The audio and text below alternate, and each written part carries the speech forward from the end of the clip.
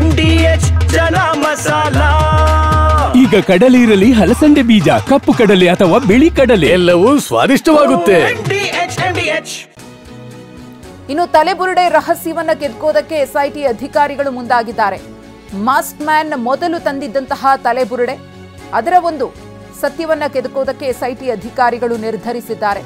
Mask man ವಿಚಾರಣೆಗೆ SIT ಅಧಿಕಾರಿಗಳ ಸಿದ್ಧತೆ. ದೂರುದಾರನನ್ನ ಕೋರ್ಟ್ಗೆ ಹಾಜರುಪಡಿಸುವ ಸಾಧ್ಯತೆಯೂ ಇದೆ. ತಲೆಬುರುಡೆಯ ಹಿನ್ನೆಲೆಯನ್ನ ಕೆದಕಿ ದೂರುದಾರನ ವಿಚಾರಣೆ. ಆತ ಮೊದಲಿಗೆ ಒಂದು ತಲೆಬುರುಡೆ ತರ್ತಾನೆ. ಆ ತಲೆಬುರುಡೆಯನ್ನ ಇಟ್ಕೊಂಡು ಇದೇ ರೀತಿಯಾಗಿ ನೂರಾರು ಶವಗಳನ್ನು ನಾನು ಧರ್ಮಸ್ಥಳದಲ್ಲಿ ಹೂತಿದ್ದೀನಿ ಅಂತ ಹೇಳಿದ. ಬೇಕಿದ್ರೆ ಆ ಪಾಯಿಂಟ್ಗಳನ್ನು ನಾನು ಗುರುತಿಸ್ತೀನಿ, ಅಲ್ಲೆಲ್ಲ ನಾವು ಶೋಧ ಕಾರ್ಯಾಚರಣೆಯನ್ನು ಮಾಡೋಣ ಅಂತ ಹೇಳಿದ. ಅದಾದಮೇಲೆ ಸರ್ಕಾರ ಈತನ ಆರೋಪವನ್ನು ಮತ್ತು ಈತ ಒಪ್ಕೊಂಡಂತಹ ಸತ್ಯವನ್ನು ಗಂಭೀರವಾಗಿ ಪರಿಗಣಿಸಿ SITಯನ್ನು ಕೂಡ ರಚನೆ ಮಾಡಿತು. ಇದುವರೆಗೂ ಕೂಡ SIT ಅಧಿಕಾರಿಗಳು ದೂರುದಾರ ಹೇಳಿದಂತಹ ಎಲ್ಲ ಪಾಯಿಂಟ್ಗಳಲ್ಲೂ ಕೂಡ ಶೋಧ ಕಾರ್ಯಾಚರಣೆಯನ್ನು ನಡೆಸಿ ಆತನಿಗೆ ಮನ್ನಣೆಯನ್ನು ಕೊಟ್ಟಿದ್ದಾರೆ. ಇದೀಗ ಆತ ತಂದಂತಹ ತಲೆಬುರುಡೆಯ ರಹಸ್ಯವನ್ನು ಕೆದಕೋದಕ್ಕೆ ಮುಂದಾಗಿದ್ದಾರೆ.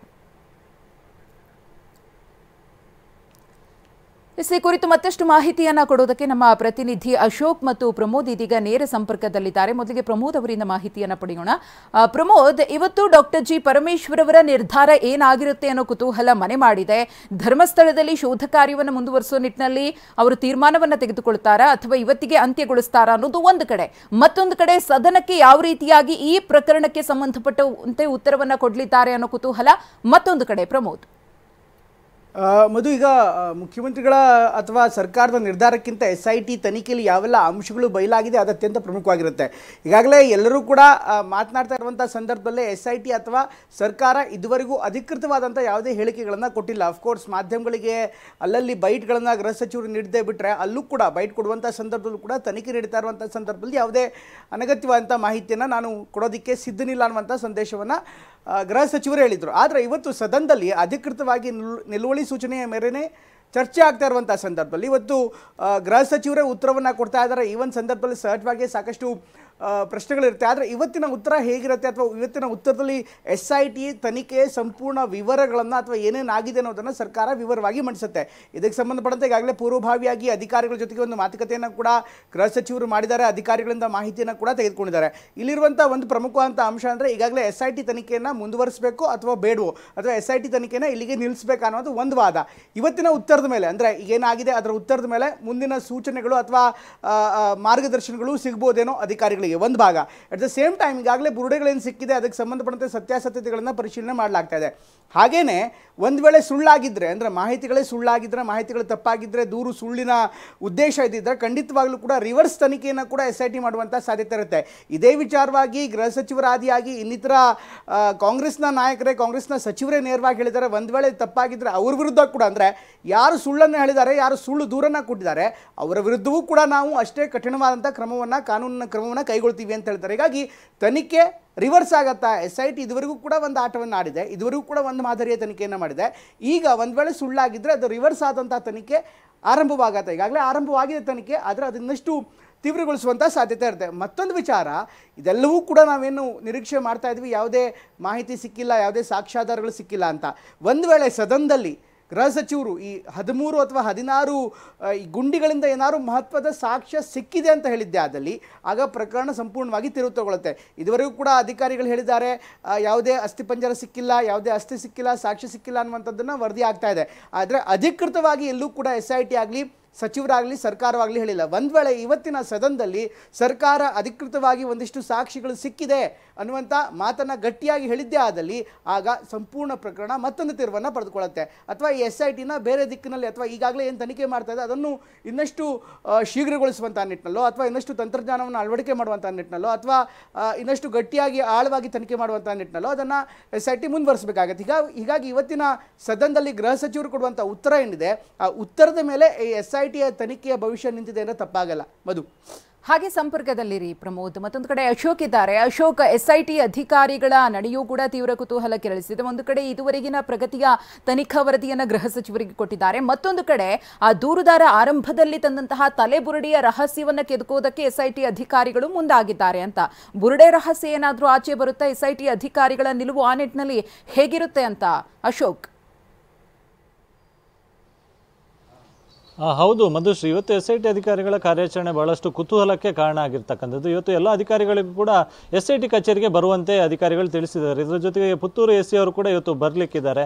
ಪ್ರಮುಖವಾಗಿ ಇವತ್ತು ಅನಾಮಿಕ ಮಾಸ್ಕ್ ಮ್ಯಾನ್ ಎಂದರೆ ಆತನನ್ನು ಹೆಚ್ಚಿನ ವಿಚಾರಣೆಗೆ SIT ಅಧಿಕಾರಿಗಳು ಒಳಪಡಿಸಲಿಕ್ಕಿದ್ದಾರೆ. ಅದರಲ್ಲೂ ಪ್ರಮುಖವಾಗಿ ಆತ ನ್ಯಾಯಾಲಯದ ಮುಂದೆ ಒಂದು ಬುರುಡೆಯನ್ನು ಹಾಜರುಪಡಿಸಿದ್ದ. ಹೀಗಾಗಿ ಆ ಬುರುಡೆ ಬಗ್ಗೆ ಸಾಕಷ್ಟು ಪ್ರಶ್ನೆಗಳು SIT ಅಧಿಕಾರಿಗಳ ಮುಂದೆ ಇದೆ. ಮತ್ತು ಆ ಒಂದು ಬುರುಡೆ ತಂದಿರತಕ್ಕಂಥ ವಿಚಾರಕ್ಕೆ ಸಂಬಂಧಪಟ್ಟಂತೆ ಒಂದು ವಿಡಿಯೋ ಕೂಡ ಈ ಹಿಂದೆ ಹರಿದಾಡಿದ್ದು. ಸೊ ಆ ಒಂದು ವಿಡಿಯೋವನ್ನು ಆಧರಿಸಿ ಇವತ್ತು SIT ಅಧಿಕಾರಿಗಳು ಈ ಅನಾಮಿಕ ಮಾಸ್ಕ್ ಮ್ಯಾನ್ನ ಮುಂದೆ ಸಾಕಷ್ಟು ಪ್ರಶ್ನೆಗಳನ್ನು ಕೇಳಲಿಕ್ಕಿದ್ದಾರೆ. ಸಾಕಷ್ಟು ಗೊಂದಲ ಇರತಕ್ಕಂಥದ್ದು ಆ ಬುರುಡೆ ಎಲ್ಲಿಂದ ತಂದ ಎನ್ನುವಂಥದ್ದು. ಪ್ರಾರಂಭದಲ್ಲಿ ಆತ ಹೇಳಿದ್ದ ಕಲ್ಲೇರಿ ಬೋಳಿಯರ್ ಆ ಒಂದು ಅರಣ್ಯ ಭಾಗದಿಂದ ತಂದಿದ್ದ ಅಂತೇಳಿ. ಸೊ ಅದರ ಮಹಾಜರ್ ಪ್ರಕ್ರಿಯೆ ಇನ್ನಷ್ಟು ಆಗಬೇಕಾಗಿದೆ. ಸೊ ಅದನ್ನು ತರುವಂಥ ಸಂದರ್ಭದಲ್ಲಿ ಯಾರ್ಯಾರು ಇದ್ರು ಎನ್ನುವಂಥದ್ದು ಕೂಡ ಇನ್ನೂ ಕೂಡ ಸ್ಪಷ್ಟತೆ ಇಲ್ಲ. ಮತ್ತು ಆ ವಿಡಿಯೋವನ್ನು ಗಮನಿಸಿದಾಗ ಗೊತ್ತಾಗುತ್ತೆ, ಒಂದು ಕತ್ತಿಯ ಸಹಾಯದಿಂದ ಆ ಒಂದು ಬುರುಡೆಯನ್ನು ಎತ್ತಿ ಗೋಣಿ ಚೀಲಕ್ಕೆ ಹಾಕಿ ತಂದಿರತಕ್ಕಂಥ ಒಂದು ವಿಡಿಯೋ ಕೂಡ ಇದೆ. ಸೊ ಆ ಒಂದು ವಿಡಿಯೋವನ್ನು ಮಾಡುವಂಥ ಸಂದರ್ಭದಲ್ಲಿ ಈತನೇ ಅಲ್ಲಿ ಹೋಗಿ ನೇರವಾಗಿ ತಂದಿದ್ನ ಅಥವಾ ಇವನಿಗೆ ಬೇರೆ ಯಾರಾದರೂ ತಂದು ಕೊಟ್ರಾ? ಸೊ ಇದೆಲ್ಲ ಕ್ವಶನ್ಸ್ಗಳು ಕೂಡ ಇದೆ. ಇದರ ಜೊತೆಗೆ ಉತ್ಖನನ ಕಾರ್ಯವನ್ನು ಮಾಡಿ ಆ ಬುರುಡೆಯನ್ನು ತೆಗೆಯಲಾಯ್ತಾ ಅಥವಾ ಭೂಮಿಯ ಮೇಲಿದ್ದ ಬುರುಡೆಯನ್ನು ಇಟ್ಕೊಂಡು ಬಂದ್ರ? ಸೊ ಈತನಿಗೆ ಬುರುಡೆ ತಂದು ಕೊಟ್ಟವ್ರು ಯಾರು? ಇದೆಲ್ಲವೂ ಕೂಡ ಇದೆ. ಸೊ ಈ ಎಲ್ಲ ಪ್ರಶ್ನೆಗಳಿಗೂ ಕೂಡ SIT ಅಧಿಕಾರಿಗಳು ಉತ್ತರವನ್ನು ಕಂಡುಕೊಳ್ಳಲಿಕ್ಕಿದ್ದಾರೆ. ಹೀಗಾಗಿ ಇವತ್ತು SIT ಕಚೇರಿಯಲ್ಲಿ ಆ ಒಂದು ಬುರುಡೆಯ ವಿಡಿಯೋವನ್ನು ಆತನ ಮುಂದೆ ಪ್ಲೇ ಮಾಡಿ ಆತನ ಮುಂದೆ ಪ್ರಶ್ನೆಯನ್ನು SIT ಅಧಿಕಾರಿಗಳು ಇಡ್ಲಿಕ್ಕಿದ್ದಾರೆ. ಹೀಗಾಗಿ ಸಾಕಷ್ಟು ಗೊಂದಲದ ಹೇಳಿಕೆಯನ್ನು ಆತ ಈ ಒಂದು ವಿಚಾರದಲ್ಲಿ ನೀಡುತ್ತಿದ್ದ. ಈ ಬಗ್ಗೆ ಕ್ಲಾರಿಟಿಯನ್ನು SIT ಅಧಿಕಾರಿಗಳು ಪಡೆದುಕೊಳ್ಳುವಂಥ ಎಲ್ಲ ಸಾಧ್ಯತೆ ಕೂಡ ಇದೆ. ಇನ್ನೇನು ಕೆಲವೇ ಹೊತ್ತಿನಲ್ಲಿ ಈ ಮಾಸ್ಕ್ ಮ್ಯಾನ್ SIT ಕಚೇರಿಗೆ ಬರ್ತಾನೆ. ಸೊ ಇವತ್ತು ಇಲ್ಲಿ ಸರ್ಕಾರದ ಏನು ನಿರ್ಧಾರ ಆಗುತ್ತೆ ಅದಕ್ಕೂ ಮೊದಲು ಇಲ್ಲೊಂದು SIT ಅಧಿಕಾರಿಗಳ ಜೊತೆ ಸಭೆಯನ್ನು ಮಾಡ್ತಾರೆ. ಸೊ ಮುಂದಿನ ಕಾರ್ಯಾಚರಣೆ ಹೇಗಿರಬೇಕು ಅಂತೇಳಿ ಸರ್ಕಾರ ಏನು ನಿರ್ಧಾರ ಮಾಡುತ್ತೆ ಮತ್ತು SIT ಮುಖ್ಯಸ್ಥರಾಗಿರ್ತ ಪ್ರಣವ್ ಮೋಹಂತಿ ಏನು ನಿರ್ದೇಶನ ಕೊಡ್ತಾರೆ ಅದರಂತೆ SIT ಅಧಿಕಾರಿಗಳು ಮುಂದಿನ ಕಾರ್ಯಾಚರಣೆಯನ್ನು ಮಾಡಲಿಕ್ಕಿದ್ದಾರೆ. ಸೊ ಹೀಗಾಗಿ ಇದು ತಾತ್ಕಾಲಿಕ ಬ್ರೇಕ್ ಅಥವಾ ಕಂಪ್ಲೀಟ್ ಅಂತ್ಯ ಆಗುತ್ತಾ? ಇದೆಲ್ಲದಕ್ಕೂ ಕೂಡ SIT ಅಧಿಕಾರಿಗಳು ಹಾಗೆ ಸಂಪರ್ಕದಲ್ಲಿರಿ ಅಶೋಕ್, ಮತ್ತಷ್ಟು ಮಾಹಿತಿಯನ್ನ ಪಡಿತೀನಿ. ಇನ್ನು ಮಾಸ್ಕ್ ಮ್ಯಾನ್ ತಂದಿದ್ದಂತಹ ಬುರುಡೆ ರಹಸ್ಯದ ಬೆನ್ನು ಬಿದ್ದಿದ್ದಾರೆ SIT ಅಧಿಕಾರಿಗಳು. ಮಾಸ್ಕ್ ಮ್ಯಾನ್ಗೆ SIT ಅಧಿಕಾರಿಗಳಿಂದ ವಿಚಾರಣೆ. ದೂರುದಾರನ ಮುಂದೆ ಬುರುಡೆ ವಿಡಿಯೋ ಪ್ರದರ್ಶನ, ಕಚೇರಿಯಲ್ಲಿ ವಿಡಿಯೋ ಪ್ಲೇ ಮಾಡಿದ್ದಾರೆ SIT ಅಧಿಕಾರಿಗಳು. ಈಗಷ್ಟೇ ನಮ್ಮ ಪ್ರತಿನಿಧಿ ಕೂಡ ಹೇಳ್ತಾ ಇದ್ರು, ಮಾಸ್ಕ್ ಮ್ಯಾನ್ ಸಮ್ಮುಖದಲ್ಲಿ ಬುರುಡೆ ವಿಡಿಯೋ ಪ್ಲೇ ಆಗಿದೆ.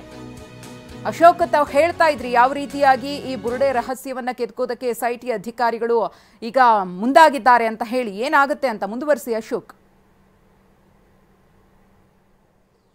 ಹೌದು ಮಧುಶ್ರೀ, ಪ್ರಮುಖವಾಗಿ SIT ಅಧಿಕಾರಿಗಳು ಈವರೆಗೂ ಕೂಡ ಈ ಒಂದು ಬುರುಡೆ ವಿಚಾರದಲ್ಲಿ ತನಿಖೆಯನ್ನು ಮಾಡಿರಲಿಲ್ಲ. ಆದರೆ ಈಗ ಸದ್ಯಕ್ಕೆ ಏನು ಉತ್ಖನನ ಕಾರ್ಯ ಎಲ್ಲ ಮುಗಿದಿದೆ. 17 ಪಾಯಿಂಟ್ಗಳಲ್ಲಿ ಏನು ಮುಗ್ದಿರುವಂಥದ್ದು, ಅದರಲ್ಲಿ 1 ಪಾಯಿಂಟ್ನಲ್ಲಿ ಮಾತ್ರ ಮಾನವನ ಅಸ್ಥಿಪಂಜರ ಸಿಕ್ಕಿರ್ತಕ್ಕಂಥದ್ದು. ಸೊ ಈಗ ಉಳ್ಕೊಂಡಿರ್ತಕ್ಕಂಥ ಆ ಬುರುಡೆಯ ಮಹಜರ್ ಪ್ರಕ್ರಿಯೆ, ಆ್ಯಕ್ಚುಲಿ ಅದರ ಮಹಜರ್ ಪ್ರಕ್ರಿಯೆಯನ್ನು ಶನಿವಾರವೇ ಮುಗಿಸ್ಕೋಬೇಕಾಗಿತ್ತು. ಆದರೆ ಶನಿವಾರ ದಿವಸ ಧರ್ಮಸ್ಥಳ ಚಲೋ ಇದ್ದಂಥ ಹಿನ್ನೆಲೆಯಲ್ಲಿ 2 ಗುಂಪುಗಳ ನಡುವೆ ಸಂಘರ್ಷ ಆಗುವಂಥ ಸಾಧ್ಯತೆ ಇರುತ್ತೆ. ಇದರ ಜೊತೆಗೆ ಕಾನೂನು ಸುವ್ಯವಸ್ಥೆಗೆ ಧಕ್ಕೆ ಆಗುತ್ತೆ ಎನ್ನುವಂಥ ನಿಟ್ಟಿನಲ್ಲಿ ಶನಿವಾರದ ಆ ಮಹಜರ್ ಪ್ರಕ್ರಿಯೆಯನ್ನು ಮುಂದೂಡಿದ್ರು. ಸೊ ಆ ಒಂದು ಮಹಜರ್ ಪ್ರಕ್ರಿಯೆ ಇವತ್ತು ನಡೆಯುವಂತ ಸಾಧ್ಯತೆ ಇದೆ. ಸೊ ಮಹಜರ್ ಪ್ರಕ್ರಿಯೆ ಹೋಗುವುದಕ್ಕೂ ಮೊದಲು ಆತ ಎಲ್ಲಿಂದ ತಂದ ಎನ್ನುವುದರ ಬಗ್ಗೆ ಕ್ಲಾರಿಟಿ ಸಿಗಬೇಕಾಗುತ್ತೆ. ಸೊ ಆ ಒಂದು ಸ್ಥಳವನ್ನು ಹೇಳಿದ ಬಳಿಕ ಅಲ್ಲಿ ಹೋದ ಬಳಿಕ ಅಲ್ಲಿ ಮಹಜರ್ ಪ್ರಕ್ರಿಯೆ ಆಗಬೇಕಾಗುತ್ತೆ. ಅದಕ್ಕೂ ಮೊದಲು ಆ ಒಂದು ಬುರುಡೆಯ ಹಿನ್ನೆಲೆಯನ್ನು SIT ಅಧಿಕಾರಿಗಳು ಕೆದಕಬೇಕಾಗುತ್ತೆ. ಸೊ ಈ ಹಿನ್ನೆಲೆಯಲ್ಲಿ ಆ ಒಂದು ವಿಡಿಯೋವನ್ನು ಆಧರಿಸಿ SIT ಅಧಿಕಾರಿಗಳು ಹೆಚ್ಚಿನ ತನಿಖೆಯನ್ನು ಮಾಡಲಿಕ್ಕಿದ್ದಾರೆ. ಒಂದು ವೇಳೆ ಆ ಒಂದು ಏನು ನ್ಯಾಯಾಲಯಕ್ಕೆ ಹಾಜರುಪಡಿಸಿದಂಥ ಬುರುಡೆ ಮತ್ತು ಈ ವಿಡಿಯೋದಲ್ಲಿ ತಂದಿರ್ತಕ್ಕಂಥ ಏನು ಬುರುಡೆಯ ದೃಶ್ಯಗಳೇನಿದೆ ಅದು ಒಂದೆಯಾ ಅಥವಾ ಬೇರೆ ಯಾರಾದರೂ ತಂದು ಕೊಟ್ರಾ? ಇದರ ಬಗ್ಗೆ ಕೂಡ SIT ಅಧಿಕಾರಿಗಳು ಕ್ಲಾರಿಟಿಯನ್ನು ತೆಗೆದುಕೊಳ್ಳುವಂಥ ಸಾಧ್ಯತೆ ಇದೆ. ಈ ಹಿನ್ನೆಲೆಯಲ್ಲಿ ಇವತ್ತು ಅನಾಮಿಕನನ್ನು ಮತ್ತೆ SIT ಅಧಿಕಾರಿಗಳು ವಿಚಾರಣೆಗೆ ಒಳಪಡಿಸಲಿಕ್ಕಿದ್ದಾರೆ. ಕಳೆದ ಶನಿವಾರವೂ ಕೂಡ SIT ಅಧಿಕಾರಿಗಳು ಸುಮಾರು 4.5 ಗಂಟೆಗಳ ಕಾಲ ಈ ಮಾಸ್ಕ್ ಮ್ಯಾನ್ನ ತೀವ್ರವಾದಂಥ ವಿಚಾರಣೆಯನ್ನು ಕೂಡ ಮಾಡಿದ್ರು. ಇದರ ಜೊತೆಗೆ ಒಂದಿಷ್ಟು ಕಾನೂನು ಪ್ರಕ್ರಿಯೆಯನ್ನು ಮುಗಿಸುವಂಥ ಕೆಲಸವನ್ನು ಕೂಡ ಮಾಡಿದ್ರು. ಸೊ ಸದ್ಯಕ್ಕೆ ಪೇಪರ್ ವರ್ಕ್ ಪೆಂಡಿಂಗ್ ಇದೆ, ಇದರ ಜೊತೆಗೆ ಮಹಜರು ವರ್ಕ್ ಪೆಂಡಿಂಗ್ ಇದೆ. ಹೀಗಾಗಿ ಈ ಅಧಿಕಾರಿಗಳೆಲ್ಲರೂ ಕೂಡ ಇವತ್ತು ಬರೋದಕ್ಕೆ ತಿಳಿಸಿರೋದ್ರಿಂದಾಗಿ ಇವತ್ತಿನ ಕಾರ್ಯಾಚರಣೆ ಏನಿರುತ್ತೆ, SIT ಅಧಿಕಾರಿಗಳ ಮುಂದಿನ ನಡೆ ಎಂಬುದು ಕೂಡ ಸಾಕಷ್ಟು ಕುತೂಹಲಕ್ಕೆ ಕಾರಣ ಆಗ್ಲಿಕ್ಕಿದೆ. ಹೀಗಾಗಿ ಈ ಎಲ್ಲ ಪ್ರಶ್ನೆಗಳಿಗೂ ಕೂಡ ಇನ್ನೇನು ಕೆಲವೇ ಹೊತ್ತಿನಲ್ಲಿ ಉತ್ತರ ಸಿಗ್ಲಿಕ್ಕಿದೆ. ಅಲ್ಲಿ ಸದನದಲ್ಲಿ ಗೃಹ ಸಚಿವರು ಉತ್ತರ ಹೇಳಿದ ಬಳಿಕ ಈವರೆಗೆ ಆಗಿರ್ತಕ್ಕಂಥ ತನಿಖೆಯ ಪ್ರಕ್ರಿಯೆಗಳೇನಿದೆ ಮತ್ತು ಈವರೆಗೆ ಆಗಿರ್ತಕ್ಕಂಥ ತನಿಖೆಯ ವರದಿಗಳನ್ನು ಬಹಿರಂಗಗೊಳಿಸಿದ ಬಳಿಕ SIT ಅಧಿಕಾರಿಗಳು ಕೂಡ ಮುಂದಿನ ನಿರ್ಧಾರವನ್ನು ತೆಗೆದುಕೊಳ್ಳಲಿಕ್ಕಿದ್ದಾರೆ. ಧನ್ಯವಾದ ಅಶೋಕ್ ಪ್ರಮೋದ್ ತಮ್ಮ ಮಾಹಿತಿಗಾಗಿ. ಯಾಕೆ ಈಗ ಬಂತ ಸ್ವಾದ? ಖಂಡಿತ ಈಗ ಬಂತು ಅಸಲಿ ಸ್ವಾದ. MDH chunky chaat masala life ಅಲ್ಲಿ ಅಸಲಿ ಸ್ವಾದ ತರುತ್ತೆ. ಅಸಲಿ ಮಸಾಲ, ಎಸ್ ಎಸ್ MDH.